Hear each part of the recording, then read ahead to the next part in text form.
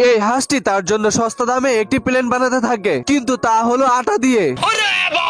এরপরে আটা দিয়ে প্লেনের নাট বল্টু সবকিছু বানাতে থাকে। মনে হইতেছে এগুলো সব অনলাইন থেকে শিখেছে। এর কিছুক্ষণ পর জিলাপির মতো ঘুরিয়ে একটি প্লেনের পাখা বানিয়ে ফেলে। আচ্ছা, সেটি শুকানোর জন্য ডান্স করতে করতে একটি হিটার মেশিন এর ভিতরে দিয়ে দেয়। हम संतोष पागल नहीं। কিছুক্ষণ পরে প্লেনটির নাট বল্টু সবকিছু তৈরি হয়ে যায়। এর কিছুক্ষণ পরে হাঁসটি আটা দিয়ে একটি প্লেন তৈরি করে ফেলে। তখন হাঁসটি প্লেন চালানোর জন্য আটা দিয়ে তার মাথায় একটি হেলমেট বানিয়ে ফেলে।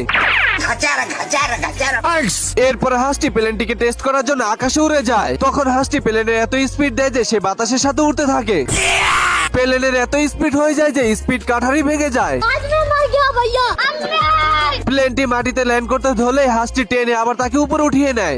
आलम जानम तेरी बहन बियाह करवा का। তার কিছুক্ষণ পরে আসমানে ডাক দিয়ে সেখানে বৃষ্টি নামতে শুরু করে। अब तू गया बेटा। বৃষ্টি হওয়ার কারণে হাঁসের আটা দিয়ে তৈরি করা প্লেনটি আস্তে আস্তে গলতে থাকে। मैं चला जाऊंगा। হাঁসটি অনেক চেষ্টা করে আটাগুলোকে ধরে রাখার জন্য, কিন্তু সে পারে না। अरे नहीं भाई। যার কারণে ব্যাগের ভিতর থেকে বেলুন নেয় আর প্লেনকে রুটির মতো বেলতে থাকে। सिस्टम पार देंगे। কিছুক্ষণ পরেই সে দেখতে পায় তার প্লেনের সামনে অনেকগুলো উঁচু উঁচু পাহাড়। এরপর হাঁসটি দৌড়ে চলে যায় প্লেন থামানোর জন্য। তখন ব্রেক আর ক্লাসের ভিতরে চাপ দিলে দুটোই পুরো চিংগাম হয়ে যায়। नहीं नहीं नहीं नहीं। আর হ্যান্ডেলকে ঘুরালেই পুরো জিলাপি হয়ে যায়। এরপরে প্লেনটি পাহাড়ের উপর দিয়ে চলতে থাকে। चलो বৃষ্টির সাথে প্লেনটি হার মেনে যায়। आज मैं मर गया भैया।